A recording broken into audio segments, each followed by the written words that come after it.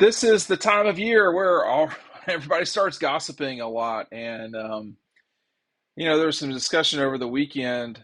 Was it weekend? Yes. Or Monday. I can't remember which day it was that I was talking with some folks around the league. I think it was Sunday. And a lot of talk about the quarterbacks and what is going on around the SEC. You've got a lot of transition. Um, with new quarterbacks at these these schools alone, okay? Tennessee, Alabama, Kentucky, Florida, Georgia.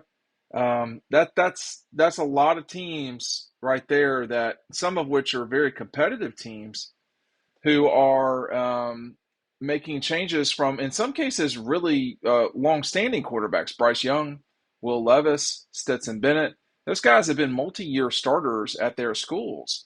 And when you talk to people around the league that have an insight into what's going on at some places that I would not, I mean, I don't know really, I can't tell you exactly what's going on in Alabama or Florida, but I can talk to folks in and around the program down there or over there, and they'll give a better idea of what their view of the world is as far as things are concerned. And, you know, um, Alabama has got a situation at quarterback that is not different than in the past, in that multiple guys are going for the starting job. It's different in that I don't know that folks feel right now like there is a natural NFL quarterback in the fight for the spot at Alabama. I mean, at the end of the day, most folks around the league feel like there will be a winner there, but and obviously there will be. I mean, Nick's got to make a call there. Most of the folks that I talk to think it will be Ty Simpson, who signed with Alabama. Excuse me, who's from Tennessee, but both him and Jalen Milroe really struggled at A Day, what Alabama calls A Day. They've got A Day, Georgia's got G Day, um, and it just was just not. Or is A Day at Alabama? I can't keep up with who's what in Alabama between Auburn and Alabama, but at Alabama's spring game, it was not what folks who are Bama folks wanted to see.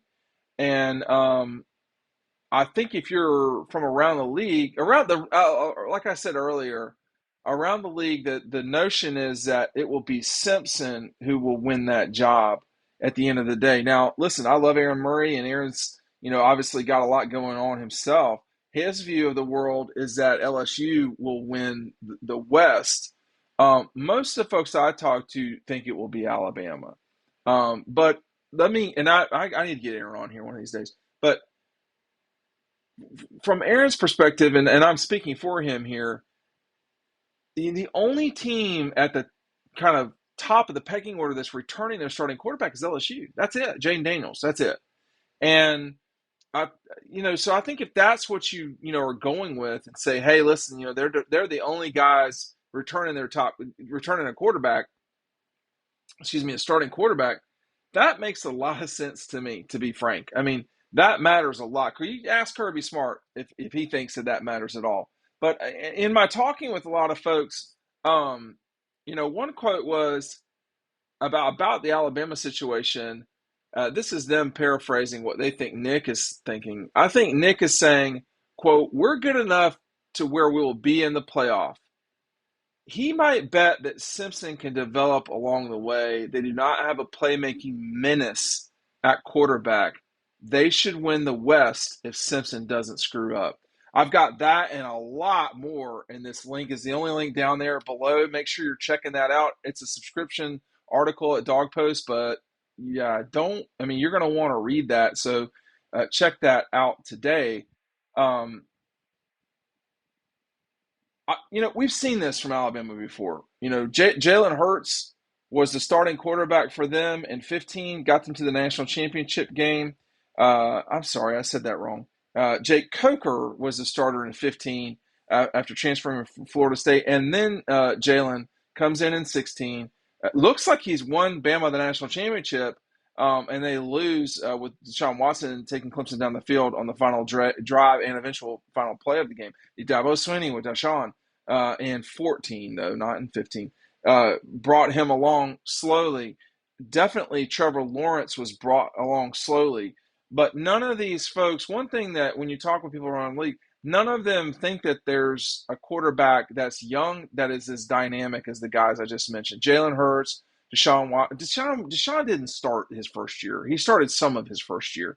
And then obviously Lawrence started the bulk of his first year. Jalen Hurts started his first year at Alabama, or at least his freshman season. So there's no one feels like there's someone right now who is in that universe, a young, super special quarterback that nobody will stop talking about. That's not in the league right now. Not right now that we're aware of. Gunnar Stockton, if you think Gunnar Stockton's that guy, he's not going to start at Georgia this season. Sure doesn't look like it to any, it doesn't look like it to me, and nobody's suggesting that. So it's not that there's not very good young quarterbacks in the league. There are. They're just probably not going to start this season.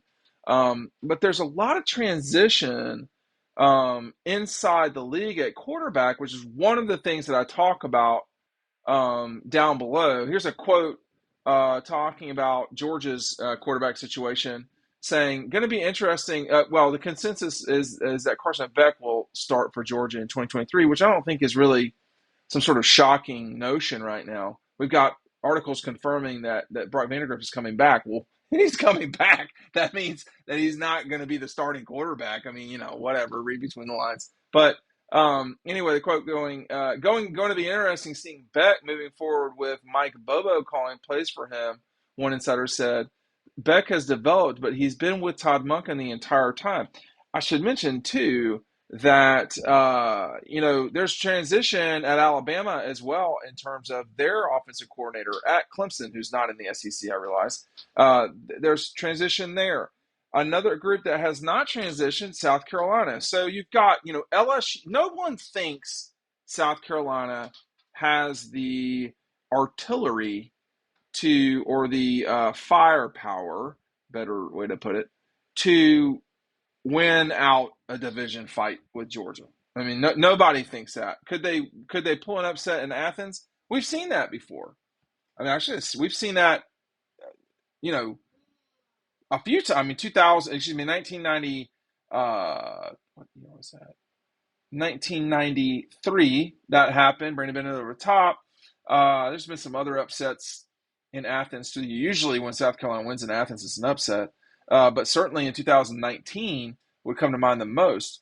No one thinks, though, that Carolina can hang with Georgia in an 8-game SEC East schedule. Just don't buy it. So, and not when you're losing to Missouri at home by 14 and losing to the Gators by like 30 points or whatever that was. I mean, that was just bad. So, anybody can win any one game, but it's, everyone views this as a Georgia versus whoever comes to the West, be it Alabama or LSU. Now, I will add that Aaron is the person that's saying LSU. I think it's Alabama, but I think the long-term fight for Georgia here is LSU. Now, long-term, we're talking, on down the line, not in the next year or two. I think on down the line, Brian Kelly will be the real, hurdle for Georgia, and vice versa. I mean, we've already seen them play. Well, we've seen them play a lot of SEC championship games. They've played 2 since 2019. They've both been blowouts. But we've seen Georgia and LSU play really meaningful games lately in the last 4 seasons: 19, 2021, 22. So half of the last national championships since 2019 have been Georgia LSU. 3/4 of them have been Georgia, but playing in the game. But I would, I think we're still, we're certainly in Steve Spurrier's favorite time of the year, which is talking season. We're going to see how this goes as time goes on. My suspicion is that things won't get announced at Georgia or Alabama anytime soon if they get announced at all. I mean, at some stage you have to have a starting quarterback because someone has to be out there under center, whether it be a running back or a quarterback, right? I mean, you could come out in a Wildcat, but Um, I think it's going to be curious to see because there are some things that have to be proven at Georgia, Alabama, at quarterback. I mean, I would go as far as to say, at Clemson there still needs to be some things settled at quarterback. I mean, he's been okay. It's been better than DJ Uiagalelei, but I wasn't unbelievable against Tennessee. There were times when he just wasn't unreal during that season. At Florida, you've got a real question mark at quarterback, and they have the biggest question mark probably of anybody in the league. But anyway, check the link out below, and we'll see you on the website. Thanks for watching.